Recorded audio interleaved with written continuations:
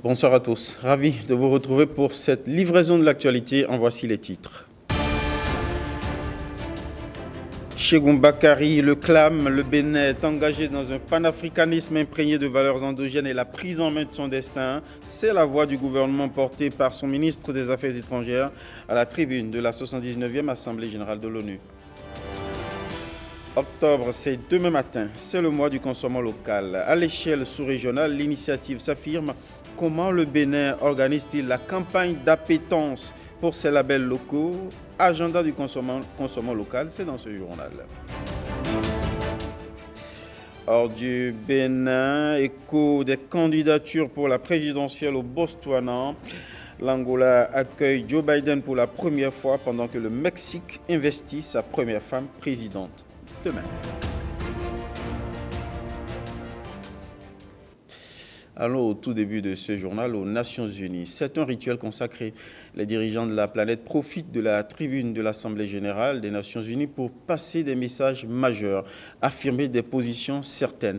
Le Bénin, par son ministre des Affaires étrangères, affirme la position du Bénin sur des sujets d'enjeu. Tenez, le Bénin opte pour un panafricanisme de développement fondé sur des valeurs culturelles endogènes et la prise en main de son destin. Écoutons ici le ministre des Affaires étrangères du Bénin sur une séquence proposée par Jérôme Humbo.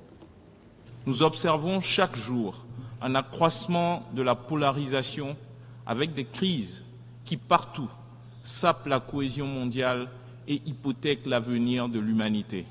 Le Bénin dénonce fermement toute tentative de faire du Sahel un nouvel épicentre de lutte géopolitique. Nous réaffirmons notre engagement envers l'unité africaine.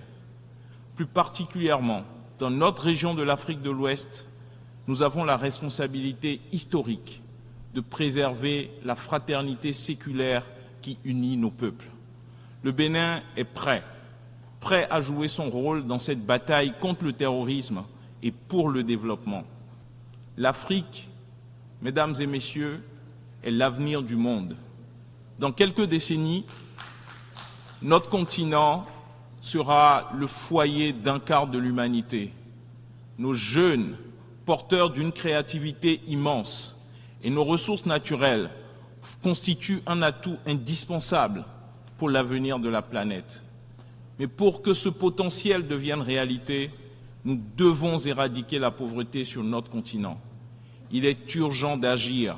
Depuis 2016, le Bénin a emprunté la voie du progrès sous le leadership du président Patrice Talon. Nous avons pris notre destin en main et initié des réformes majeures, que ce soit dans l'éducation, la santé ou les infrastructures sociales. Aujourd'hui, nous sommes engagés sur une trajectoire de transformation et de développement. Il est important que le monde reconnaisse les efforts des nations comme la mienne, comme celle du Bénin, qui œuvrent pour leur avenir et prennent leur destin en main. En connaissant et en respectant notre histoire, nos croyances et notre culture, le monde pourra comprendre qui nous sommes et pourquoi l'Afrique est essentielle à l'équilibre et au développement global. Le Bénin a fait un choix audacieux, courageux, panafricain, en supprimant dès 2017 les visas pour tous les ressortissants africains. 2024 marque la fin de la première décennie internationale des personnes d'origine africaine. À cette occasion, le Bénin a pris une mesure historique en adoptant à l'unanimité à l'Assemblée nationale une loi qui accorde la nationalité béninoise à tous les afrodescendants qui le souhaitent.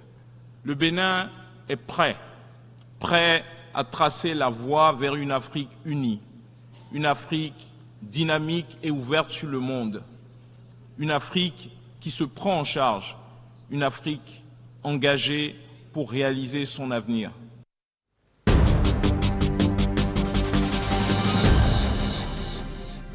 Je dois indiquer avant d'ouvrir notre dossier thématique que tous les chapitres de ce message fort prononcé à la tribune des Nations Unies Eh bien, c'est à suivre juste après ce journal. Le ministre Olusegun Bakari évoquait à l'instant le panafricanisme de développement. Dans la même veine, on enchaîne avec notre dossier thématique d'aujourd'hui, économie, pour parler de développement communautaire, mais à l'échelle ouest-africaine.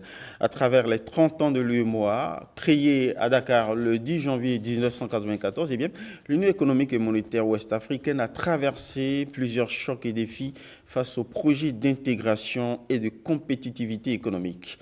Voyons le parcours et des raisons d'espérer avec Marcela Rossi. 1994-2024. 30 ans de vie pour l'UEMOA, Union économique et monétaire ouest-africaine. Tout commence à Dakar, où les chefs d'État et de gouvernement signent son acte de naissance. L'Union économique et monétaire ouest-africaine avait comme principal objectif d'améliorer les conditions de vie de ces populations, d'améliorer le mieux-être, le bien-être de ces populations. C'était l'objectif fondamental qui était fixé donc par les pères fondateurs et par le traité de notre Union. On signe le traité donc, de l'Union économique et monétaire ouest-africaine, donc, qui vise à compléter l'intégration monétaire et financière qui existait et dont le socle était la monnaie, compléter ce dispositif avec une intégration économique, commerciale et une intégration des politiques économiques globales. De tout temps, l'organe suprême de l'UEMOA, qui est la conférence des chefs d'État et de gouvernement, œuvre pour le renforcement de la convergence et l'accélération de la croissance économique dans chacun des États membres. L'institution d'un mécanisme de la surveillance multilatérale a été fondamentale. Il a été mis en place dans le cadre du processus d'approfondissement de l'intégration entre les membres de l'UEMOA, avec pour but principal d'assurer la coordination des politiques économiques des États membres de l'Union, notamment en assurant une cohérence optimale entre les politiques budgétaires qui, elles, sont décentralisées et la politique monétaire qui est commune. Au titre des dernières innovations, la mise en place d'une plateforme média pour garantir une bonne communication sur les actions de l'UEMOA. Mais là, nous avons encore de grands défis parce que vous devez déjà savoir que la CEDEAO, l'UEMOA, toutes ces institutions commencent à avoir des problèmes de légitimité parce que les citoyens de ces espaces ne sont pas suffisamment informés sur ce qui se fait, alors qu'il y a du gros travail qui est en train d'être fait. Et donc, c'est là où se trouve réellement le rôle des journalistes. Nous devons travailler à ce que nos citoyens soient suffisamment informés sur ce qui se fait. Et ce travail ne doit pas se limiter à un travail que nous faisons déjà en langue française ou en langue étrangère, si vous voulez. Mais nous devons aller au-delà et commencer par utiliser beaucoup plus les langues de chez nous. Ces 30 années d'existence représentent aussi pour l'UEMOA une expérience d'intégration résiliente face aux multiples chocs exogènes. Dans un contexte de crise multiple, nos économies se sont montrées quand même résilientes. Et c'est vrai qu'en 2020, il y a eu une baisse de notre taux de croissance, à l'instar de ce qui s'est passé en fait, dans beaucoup d'autres pays dans le monde. Mais dès 2021, nous avons connu un taux de croissance quand même de 5%. Donc c'est un rebond pour nous. Et tout ça, on le doit en fait à la stabilité d'un cadre macroéconomique, aux efforts qui sont faits par nos pays. Nous avons fait face à des chocs multiples ces dernières années. Nous avons besoin de réfléchir, de nous donner des moyens de pouvoir gérer ces chocs-là, de pouvoir les absorber. Et ça nécessite une réflexion sur la mise en place d'un fonds de stabilisation macroéconomique pour ne pas que nous soyons totalement déstabilisés s'il y a des chocs qui apparaissent parce qu'il y a certains chocs qui sont là, on les connaît aujourd'hui, mais on ne sait pas ce que demain sera. Jusque-là, la monnaie commune aux 140 millions d'habitants de l'UEMOA demeure le franc CFA, dont l'avenir suscite encore beaucoup de débats.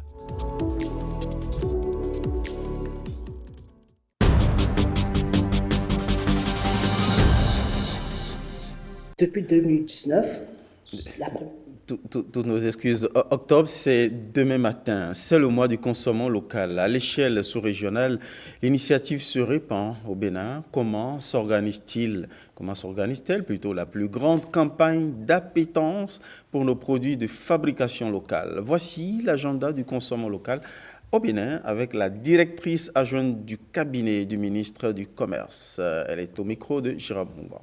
Depuis 2019, la première édition a eu lieu et cette année, nous en sommes à la 5e édition. Il y aura la cérémonie de lancement du mois du consommant local. Il y a plusieurs activités, plusieurs innovations et avec tout ce qui se fait au niveau de l'écosystème industriel et entrepreneurial de façon générale, il y a plein d'innovations que vous allez observer, d'où la grande foire à la place de l'Amazon où il y aura plus de 150 stands avec des produits complètement innovants. Vous allez voir les produits manufacturés à partir des matières premières du Bénin. Et donc, c'est juste pour vous dire que, par exemple, quand vous voulez faire votre adoé, en temps normal, vous mettez votre haricot pendant 2 heures, voire 3 heures de temps, puis vous faites la fruitier, etc. Aujourd'hui, tout est facilité par le génie entrepreneurial de nos industries locales. Vous avez par exemple la poudre du haricot, vous avez la fruitier toute faite. En dehors de cette grande foire qui va durer 13 jours à la place de l'Amazon, il y aura également des marchés éphémères dans nos différents départements. Il s'agit également de connecter le sommet à la base à travers une foire mobile. Joseph Guisserbo disait que on ne développe pas, on se développe. Il nous revient à chaque Béninoise, à chaque Béninois de consommer ce que nous produisons. Parce que si nous ne consommons pas ce que nous produisons, comment allons-nous développer notre économie? Et le thème de cette année, c'est consommer local, un levier de développement industriel, de compétitivité et de résilience des économies de l'UEMOA. Je crois que le thème en lui-même est tout un programme à mener chaque citoyen, chaque citoyenne de la zone UEMOA à consommer ce que nous produisons et à produire ce que nous consommons. Et donc, chacun de nous est invité à cette grande foire à la place de l'Amazon qui lance le mois de consommer local. Et il est important de rappeler que le mois juste consacre toute l'énergie pour dire, ben, voilà la dynamique qui se fait dans nos différents pays. Sinon, comme vous le savez, chacun de nous, nous consommons au quotidien. Donc, la consommation locale, c'est de janvier à décembre. Ce sont des bâtiments flambant neufs à Ouedo qui attendent leurs acquéreurs. Après leur construction, comment on y accède? Eh bien, le gouvernement y a répondu, a tranché sur les coûts de cession des logements sociaux de Ouedo. Quand commence la vente? Eh bien, les opérations de cession démarrent dès le dernier trimestre de 2024. On voit les détails avec Blaise Adanko. L'une des décisions importantes du Conseil des ministres du 20 avril 2022 est l'adoption des critères d'attribution des logements sociaux et économiques. Il a été aussi défini les modalités de leur commercialisation. L'option retenue pour leur commercialisation est la location à cession sur une durée maximale de 25 ans avec un taux d'intérêt de 3,5%. En ce qui concerne les logements économiques, la durée de la location à cession est de 17 ans avec un taux d'intérêt de 6,5%. Sur le site de la nouvelle ville de Ouedo, les constructions ont débuté. Au total, 10 849 logements sortent de terre sur une superficie de 235 hectares. Cette démarche du gouvernement vise à répondre à une préoccupation chère aux Béninois, le chez-soi. Il convient donc de saluer la volonté du président Patrice Talon et son gouvernement qui ont vu juste. Ils réduisent et rompent la double peine pour les citoyens qui doivent payer non seulement leur loyer, mais aussi cotiser pour s'offrir une maison dont ils ne pourront peut-être pas vraiment bénéficier. Les logements de Ouedo voulus par le chef de l'État pour ces populations sont de type moderne F4 avec des avancées technologiques profitables pour les nouveaux propriétaires. Au-delà, un accent a été mis sur le rapport qualité-prix et les conditions de paiement. Il est à souligner que les modèles de logement, aussi bien sociaux qu'économiques, sont de type F4, les prix variant selon le niveau de confort, la surface bâtie et le caractère individuel ou collectif du bâtiment. Le dernier Conseil des ministres du mercredi 25 septembre a permis de faire un nouveau pas significatif vers la concrétisation finale du projet. Le gouvernement a entériné les coûts de cession des logements. En point 3, approbation des coûts de cession des logements sociaux et économiques. Pour couronner le tout, le gouvernement a fait preuve de transparence dans la commercialisation des logements. À cet effet, le Conseil a opté pour la mise en place d'un comité chargé de l'attribution des habitations. Il est sous l'autorité du ministère du Cadre de vie et du Développement durable. Les logements sociaux et économiques de Wedo sont l'une des preuves tangibles et physiques de la bonne exécution du PAG et aussi celle de la concrétisation des engagements du président Patrice Talon envers son peuple. Première prise de contact du président de la Haute Autorité de l'Audiovisuel et de la Communication avec les directeurs des médias publics. Une rencontre qui intervient en prélude à une tournée de visite de ces médias.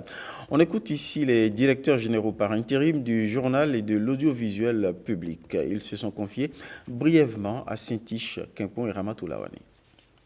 Nous sommes venus à la RAC sur invitation du président parce qu'il était de bon ton qu'après son installation, qu'il rencontre les directeurs généraux des organes de presse de services publics pour échanger avec eux, pour faire l'état des lieux et pour envisager comment la collaboration pouvait se faire. Nous avons échangé avec lui sur nos préoccupations. Il a partagé aussi ses préoccupations avec nous et nous sommes convenus de travailler la main dans la main pour le développement de la presse publique.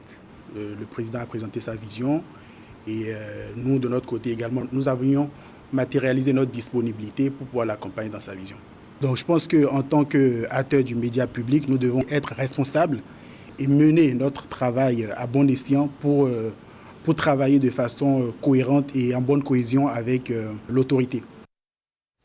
Nous vous emmenons à présent à la découverte d'une solution face au casse-tête de la sécurité des biens fonciers achetés. Il s'agit du REFI BJ, une plateforme numérique sécurisée conçue pour investiguer sur le statut réel d'un bien foncier, mais qui veille même après l'achat.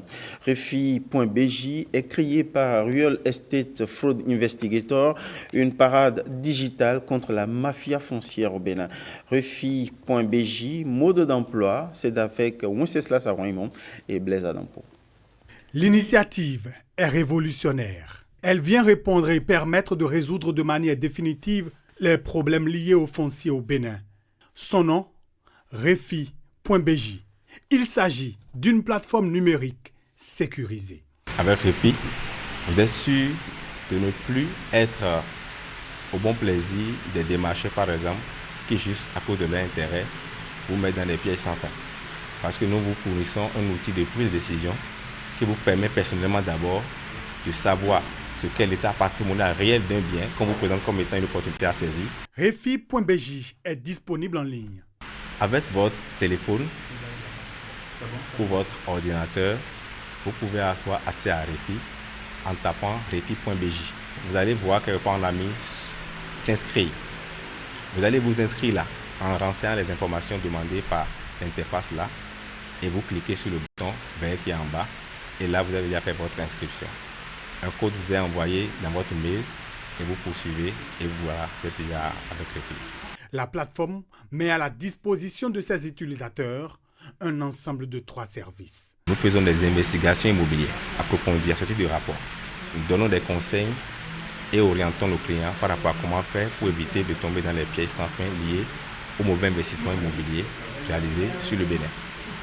Et aussi, nous faisons la veille immobilière, un service qui nous permet de veiller juridiquement et matériellement sur un bien immobilier d'un client ou bien d'un utilisateur. C'est une plateforme dont nous saluons la venue et pour nous accompagner. Et dans la mesure où c'est une ambition du gouvernement d'assainir un peu les questions liées au foncier. Et c'est une plateforme, selon sa vocation, qui va certainement accompagner l'État et la population dans le mieux-être de l'organisation de notre environnement, de notre cadre de vie. Refi.BJ s'engage dans la lutte contre le phénomène de la mafia foncière au Bénin. Elle s'est fixée pour objectif d'assurer la conformité aux normes légales pour tout acquéreur de biens immobiliers.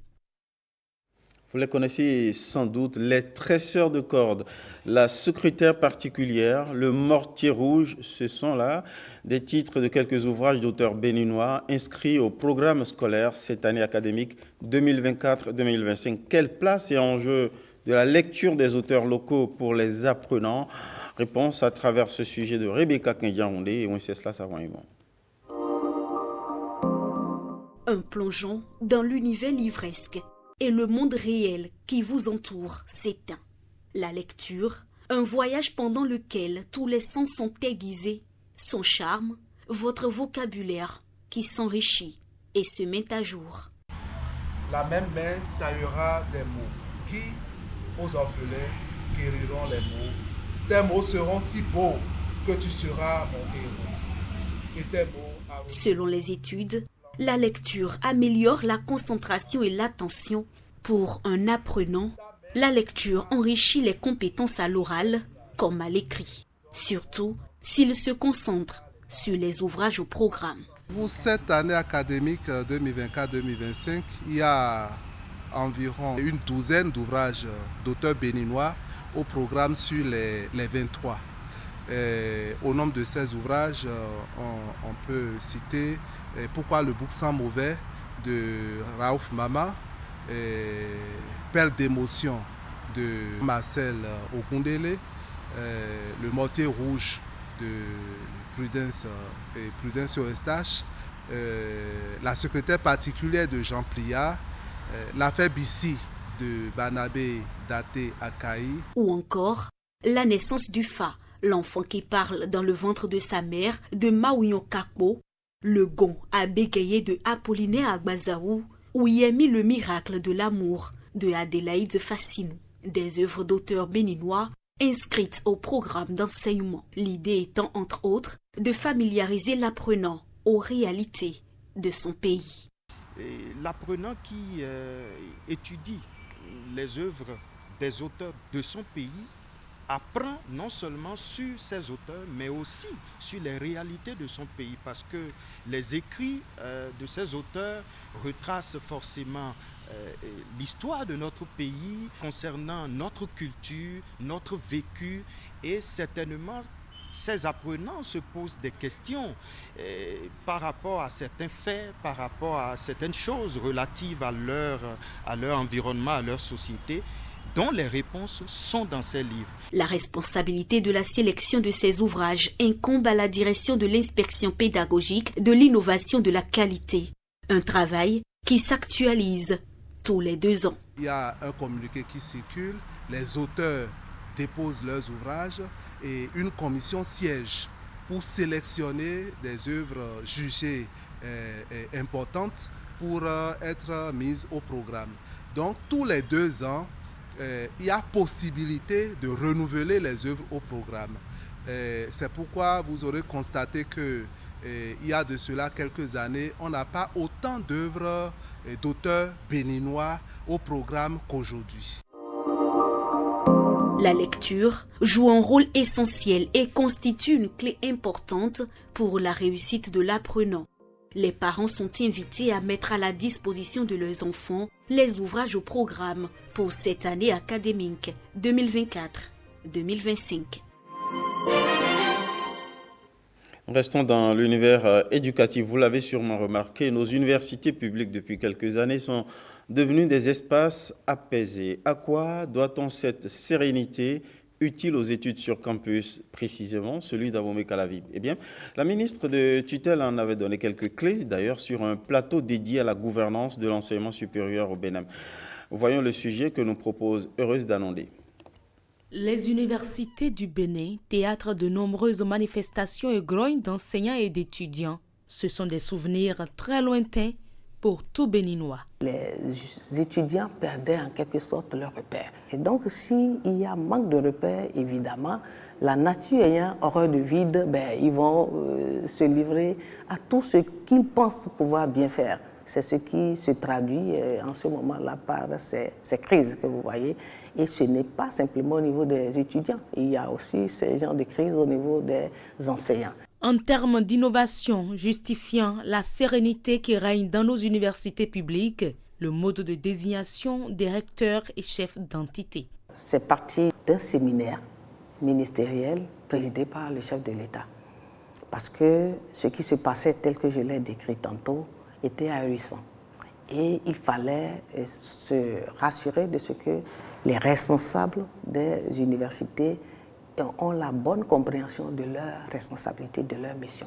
Désormais, ces recteurs désignés, après appel à candidature, évoluent sur la base d'un budget bien maîtrisé d'investissement sur l'étudiant et non d'un budget hautement axé sur le fonctionnement de l'université. Si on prend le budget pour assurer plus de fonctionnement que d'investissement, ça pose des problèmes. Ça veut dire qu'on va faire beaucoup plus d'émissions, on sortira, on fera des colloques, mais l'étudiant qui est au cœur de tout cela ne va pas être dans de très bonnes conditions. Ces gens que vous avez depuis 3 ans bientôt qui sont là, ils ont gagné beaucoup de choses. Ils ont appris beaucoup de choses et moi-même, je vois à travers comment ils se bousculent pour aller rechercher les accords. Beaucoup d'accords. Parce que sur le volet coopération, il faut aller compléter les ressources de l'État. Mis à part le mode de désignation des recteurs et chefs d'entité, l'installation du Conseil national de l'éducation et la création d'un conseil d'administration dans chaque université expliquent la sérénité et l'accalmie qui règnent depuis quelques années dans les universités publiques du Bénin.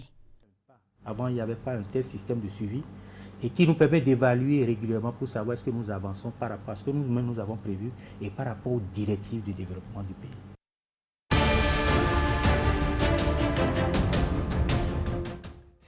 Hors du Bénin, on commence par notre voyage par le Botswana où les candidats à la présidentielle déposent déjà leur candidature à la haute cour du pays. En Angola, Joe Biden effectue une première visite stratégique au Mexique. Claudia Sheinbaum, première femme présidente, sera investie demain. On fait le tour avec Ayelodju Amoussou et Sintich Kinkon. Au Botswana, les candidats à la présidentielle soumettent leur candidature à la haute cour de Gaborone. En vue des élections générales prévues pour le 30 octobre, les chefs des différents partis politiques du Botswana, ainsi que le président sortant Mazizi, en poste depuis 2018, ont soumis leur candidature au juge de la haute cour qui est chargé de les valider. L'emploi et la répartition des richesses devraient être au cœur des débats de cette présidentielle. Le Botswana est le 2e exportateur de diamants au monde, mais les inégalités persistent. En fin de mandat, pour son premier déplacement sur le continent africain, Joe Biden a choisi l'Angola. Un choix éminemment stratégique pour les Américains qui veulent consolider leur place auprès de Luanda, alors que la Chine reste le premier partenaire commercial du pays. Le choix de l'Angola comme première destination montre l'influence croissante de ce pays pétrolifère, bénéficiaire d'un des plus importants investissements américains dans les infrastructures sur le continent. Et pour montrer toute l'importance de ce partenariat, le président américain mettra l'accent au cours de sa visite sur la réhabilitation du corridor de Lobito. Ce corridor ferroviaire de 1300 km relie le port angolais de Lobito à la région de Lubumbashi en RDC, zone de production majeure de cuivre et de cobalt. La visite est prévue du 13 au 15 octobre prochain. Claudia Sheinbaum, qui sera investie mardi, première femme présidente dans l'histoire du Mexique, sera confrontée d'entrée aux immenses défis de la narcoviolence et de l'avenir de la relation avec les États-Unis. L'ex-maire de Mexico prêtera serment devant le Parlement où son mouvement pour la régénération nationale et ses alliés disposent d'une majorité qualifiée, permettant de modifier la Constitution sans les voix de l'opposition.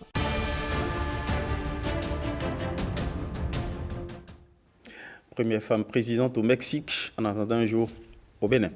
Merci pour votre inusable fidélité. Merci à toutes les équipes. Bonsoir chez vous.